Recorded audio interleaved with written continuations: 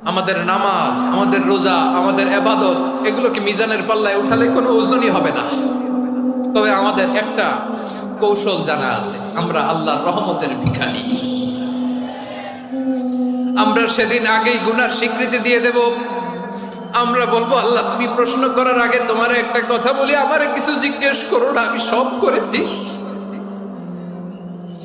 এমন কোন পাপ নাই যে পাপ আমারে দিয়ে হয় নাই। তোমার রহমত দিয়ে তুমি জান্নাতে পাঠাবা, তোমার দয়ায় জান্নাতে যেতে চাই, আমল দিয়ে না। পারবেন বলতে? কিয়ামতের দিন আমরা বলবো, আল্লাহ আমার আমল দিয়ে জান্নাত চাই না, আমি তোমার দয়া দিয়ে জান্নাত চাই। তোমার দয়া ছাড়া আমার কোনো উপায় নাই। কারণ আল্লাহ যদি বিচার করে, বাঁচার কারো উপায় নাই। আল্লাহ যদি বলে ফেলেন তুই এটা করলি কেন, ওখানে গেলি কেন, কোরআনে 1000 বার নিষেধ করলাম তারপরেও এই পাপে জড়ালি কেন, এরকম প্রশ্ন ছুড়ে দিলে আমার উত্তর আছে? বাঁচার কোনো উপায় আছে?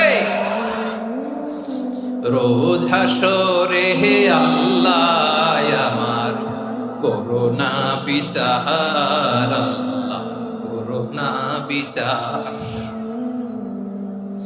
বিচার চাহি না তব দয়া চাহি, এ গুনাহগার করোনা বিচার। আপনার আমল দিয়ে জান্নাতে যাবেন? কি দিয়ে যাবেন? আল্লাহর দয়া দিয়ে। আল্লাহর রহম আর দয়া ছাড়া কেউ জান্নাতের চেহারাও দেখতে পাবে না। আমার প্রিয় ভাইয়েরা, এই দোয়া আল্লাহর কাছে পছন্দনীয় হওয়ার কারণ তিনটা। দোয়ার প্রথম অংশে আছে তাওহীদ, আল্লাহর একত্ববাদের ঘোষণা। এই দোয়ার দ্বিতীয় অংশ আছে তাসবিহ, আল্লাহর প্রশংসা সূচক বাণী। এই দোয়ার 3 নাম্বার অংশ পাপের স্বীকৃতি। তাহলে আমরা সবাই গুনাহগার। আমরা আল্লাহর কাছে পাপের স্বীকৃতি দিয়ে বলবো, ও আল্লাহ ইন্নী কুনতু মিনাজ জালিমিন, আমরা জুলুম করেছি, পাপ করেছি, অন্যায় করেছি, আল্লাহ বুঝতে পারি নাই।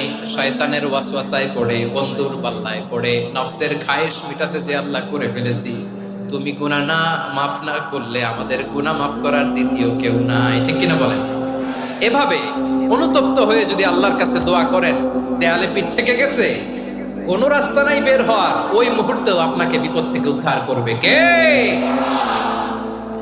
বিশ্বনবী চরম বিপদে পড়লে 2টা দোয়া পড়তেন। প্রথম হলো এটা, লা ইলাহা ইল্লা আনতা সুবহানাকা ইন্নী কুনতু মিনাজ জালিমিন। এই দোয়াটা আমরা বেশি বেশি পড়ব প্রিয় ভাই। রাজি আছেন?